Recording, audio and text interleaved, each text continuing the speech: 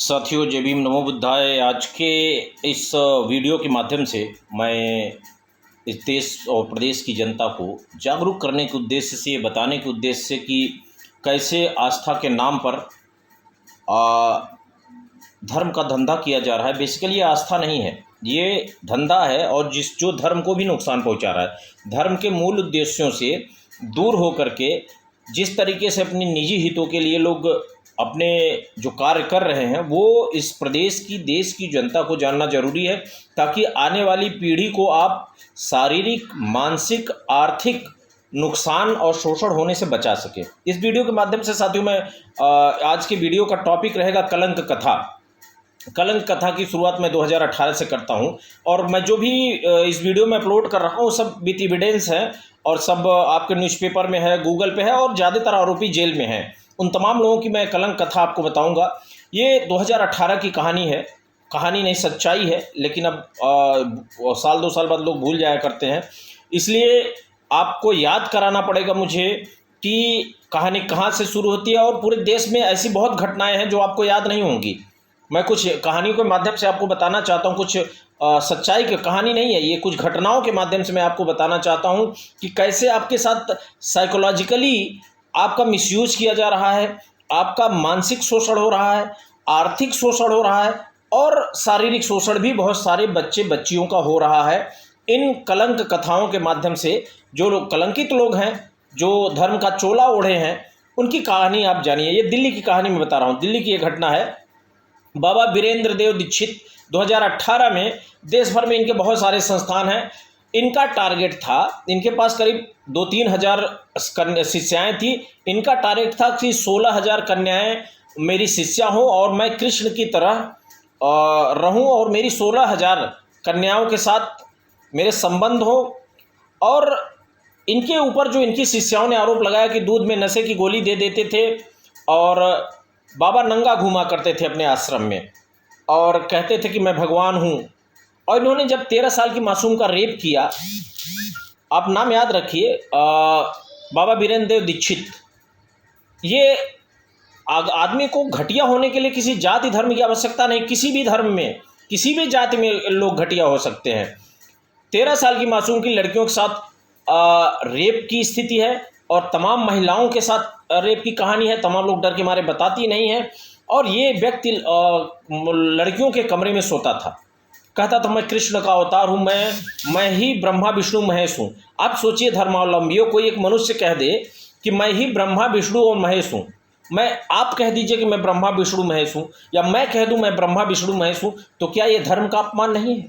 क्या ये ईश्वर का अपमान नहीं है? मेरे पिता कौन है, मेरी माता कौन है, मेरा परिवार हर आदमी जानता है। आपके माता पिता, आपके परिवार को हर आदमी जानता है। अन्य जो लोग सुन रहे हैं, सबके लोगों के बारे में जानते हैं, आप कब पैदा हुए और कहाँ पढ़ाई किए, क्या आपने किया, और उसके बाद आप अपने को भगवान घोषित कर दे रहे हैं।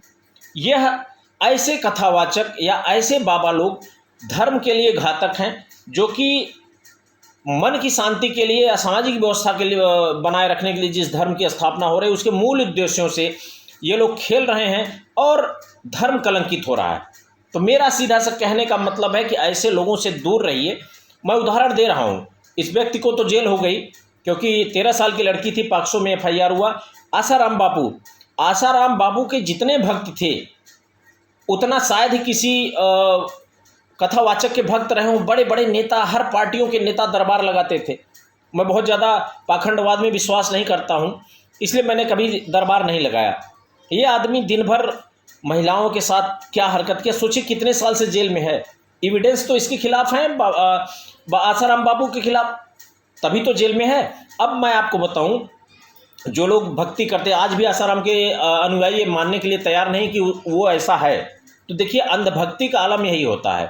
और जब आपको किसी से प्रेम हो जाता है तो उसकी कोई बुराई दिखती नहीं है, आपको लगता है कि ये विष्णु के अवतार है। बेसिकली आपको मैं बताऊं, ऐसे लोग आपसे मनोवैज्ञानिक तरीके से खेलते हैं। उदाहरण स्वरूप मैं बताऊं, जब आप बहुत परेशान हो और कोई व्यक्ति आपके कंधे पे हाथ रख के कहता है यार मैं तुम्हारी समस्या समझ रहा हूँ, तुम्हारे साथ बड़ा अन्याय हुआ, तो आपको उससे भावनात्मक लगाव हो जाता है।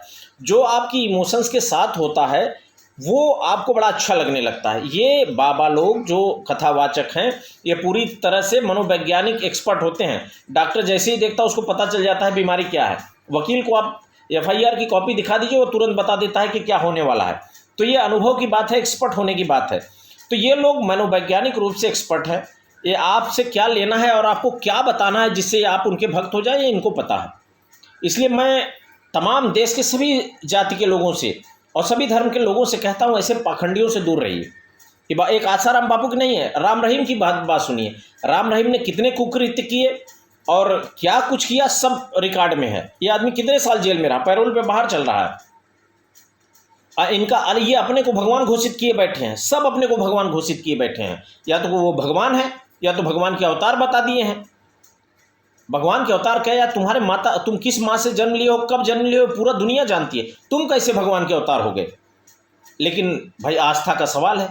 अब सोचिए, ये लोग 10 साल 12 साल प्रवचन करने के बाद अरबों खरबों के मालिक हो जाते हैं। आपको अलौकिक दुनिया का दर्शन कराना चाहते हैं कि जो उस काल्पनिक दुनिया में आपको ले जाते हैं जहाँ पे आपको लगता है कि आपको मानसिक शांति मिल रही है, और उसके आधार पे आपका बहुत सारा पैसा आपसे लेते हैं। दान के नाम पे, आस्था के नाम पे आप करोड़ों रुपए दान करते हैं, लाखों रुपए, हजारों रुपए दान करते हैं, और इन्हीं में से आपकी बहन बेटियों और आपके बच्चों का बलात्कार करते हैं ये लोग। ऐसे बाबा जो लगातार कहानियां आती जा रही हैं, मैं आपको राम रहीम और आसाराम की नहीं बात कर रहा हूं, वीरेंद्र देव दीक्षित की बात नहीं कर रहा हूं, आगे भी मैं बताता हूं। चित्रकूट में एक पीठ है, तुलसी पीठ, जिसके उत्तराधिकारी हैं रामचंद्र दास उर्फ जय मिश्रा। इन्होंने मिर्जापुर में कथा वाचन के बीच में एक 13 साल के लड़के के साथ अप्राकृतिक यौन संबंध स्थापित किए। इनके खिलाफ पॉक्सो एक्ट में FIR हुई और ये गिरफ्तार हो गए। और गिरफ्तार होने से पहले 10 दिन तक ये पुलिस को छकाए हैं, और पुलिस ने 2-3 लोगों को गिरफ्तार किया। जहाँ जहाँ ये आदमी बचा और जहाँ जहाँ गया, आप सोचिए, ये जो पीठाधीश्वर हैं, पीठाधीश के शिष्य हैं, जो भविष्य में इसके, ये लोग कितना बलात्कार करते हैं। इनके अंदर मानवता है। 13 साल के बच्चे का अप्राकृतिक रेप कर दिया इन्होंने। कितनी लड़कियों का किया होगा ये आदमी। सोचिए, ये धर्म के नाम पे किस तरीके का कृत्य करते हैं। मेरा सीधा सा कहना है, ऐसे लोग धर्म को कलंकित कर रहे हैं, ऐसे लोगों से दूर रहिए। आपके घर में मंदिर है, आप पूजा करिए। आपके पास धर्म ग्रंथ है, आप अपने धर्म ग्रंथों का अध्ययन करके अगर आपको शांति मिल रही तो वहाँ रहिए। ऐसे कथावाचकों, पाखंडियों से दूर रहिए। एक हैं मिर्ची बाबा। अब मिर्ची बाबा की कहानी तो आप लोगों को पता ही है। मिर्ची बाबा का असली नाम राकेश दुबे जी है, और ये महाराज कांग्रेस के कई नेताओं के टच में थे, और इनको मंत्री तक का दर्जा दे दिया गया था। या एक महिला इसके घर जाती है और कहती है कि बाबा मुझे बेटा चाहिए, तो तमाम ज्ञान देता है। जब नहीं होता है तो उसके साथ रेप करता है। कहा था बच्चा ऐसे पैदा होता है। ये मिर्ची बाबा, लाखों अनुयायी हैं इसके।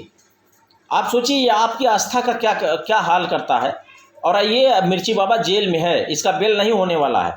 376 की FIR है, बेल नहीं होने वाला है साल 6 महीने। सोचिए, ये लोग आपके बच्चों का, आपकी महिलाओं का, आपकी बहन बेटियों का बलात्कार न करें। ऐसे पाखंडियों से दूर रहिए। यही बात प्रीतम सिंह लोधी ने कह दी, किसी का नाम नहीं लिया, पाखंड के खिलाफ बोला। पाखंड के खिलाफ बोलने पर इस व्यक्ति के खिलाफ जिस तरीके से हालात बने, आज देश में क्या स्थिति है। तो धार्मिक होना अच्छी चीज़ है, और धर्मांध होना ये बहुत गलत चीज़ है। इसलिए आप धार्मिक रहिए। अपनी शांति, इस देश का संविधान आपको किसी भी धर्म को मानने की अनुमति देता है। आप जब चाहें जिस भी धर्म को माने, और अपनी आस्था, पूजा, नमाज जो भी करना है, आप ध्यान लगाना है लगाइए। लेकिन ये धर्म के ठेकेदार कैसे हो गए ये लोग, और जो 10 साल 5 साल में 20 करोड़ 50 करोड़ के मालिक हो जा रहे हैं, ये कैसे इतना पैसा कमा रहे हैं। ये आपके लिए एक बहुत ही गंभीर विषय है। और फिर आता हूँ बागेश्वर धाम के बाबा का वो वीडियो आप लोगों को मिला होगा, जहाँ कहते हैं रावण से मैंने फ़ोन पे अंग्रेजी में बात की। आप बताइए, जब भगवान श्री रामचंद्र जी ने रावण की का वध कर दिया था, तो ये फ़ोन पे बात करते हैं, अंग्रेजी में बात करते हैं, और कहते हैं फ़ोन नंबर मत मांगना। भैया, किस फ़ोन नंबर से आपने बात की ये तो बता दीजिए। तो ऐसे धर्म के नाम पर ये लोग आपका शारीरिक, मानसिक और आर्थिक, ये लोग आपको मानसिक आर्थिक कर रहे हैं। और कभी कोई महिला मिल जाती है, कभी बच्चियां, धर्म के नाम पे उनका कितना शोषण होता है, ये आप लोग बारी बारी से खुलता रहेगा, और आप लोगों को बीच में ऐसी जानकारी होती रहेगी। एक और महाराज थे, जितेंद्र महाराज, ये भी रेप के आरोप में गए हैं जेल में। ऐसे बहुत सारे लोग हैं। और आपको बता दूं, बहुत सारे लोग बताते नहीं, बहुत सारी महिलाएं, उनके साथ क्या घटना होती है। धर्म, बहुत सारे धर्म हैं, आप अपने धर्म ग्रंथों के अनुसार चलिए, लेकिन इन पाखंडियों को पैसा मत दीजिए। मेरा सीधा सा सवाल है, जो ईश्वर सबको धन संपत्ति सब कुछ देता है, आप उसको पैसा देंगे? उसकी कथा सुनाने वाले को 1 लाख 2 लाख क्यों दे देते हैं आप? 5 लाख क्यों दे देते हैं आप? ईश्वर ने मुझे पैदा किया है तो ईश्वर का मेरा सीधा कनेक्शन होगा ना, ईश्वर से मेरी सीधे संबंध होंगे। मैं ईश्वर से की प्रार्थना करूंगा, आराधना करूंगा। इसमें बीच में बिचौलिए कहाँ से आएंगे जो आपसे ईश्वर से मिलाने का? इनको टेंडर मिला है क्या? इनको तो टेंडर मिला नहीं कि आपको टेंडर दिया गया है कि आप ही जो मैसेज देंगे तभी आएगा, बाकी नहीं आएगा। जब ईश्वर सबका पिता है तो सारे संतानों के साथ समानता की बात करें, तो टेंडर कब दे दिया कि आप स्वर्ग और नरक भेजने की बात करेंगे? तो मेरा सीधा सा कहने का मतलब है इस वीडियो के माध्यम से मेरे चाहने वालों कि आप जागरूक होइए। ये पाखंड के चक्कर में आपका बहुत बड़ा नुकसान होने वाला है और हो रहा है हजारों सालों से। मैं इन्हीं शब्दों के साथ अपने वाणी को विराम देने से पहले एक चीज़ कहना चाहता हूँ। मैं यूट्यूब चैनल पे हूँ और मेरे यूट्यूब चैनल का नाम है द फैक्ट्स विथ एडवोकेट हृदय लाल मौर्य। इसको लाइक करें, सब्सक्राइब करें, शेयर करें ताकि मेरी बातें अधिकतम लोगों तक पहुँच सके। इन्हीं शब्दों के साथ मैं अपने वाणी को विराम देना चाहूँगा। Thank you so much. Thanks a lot.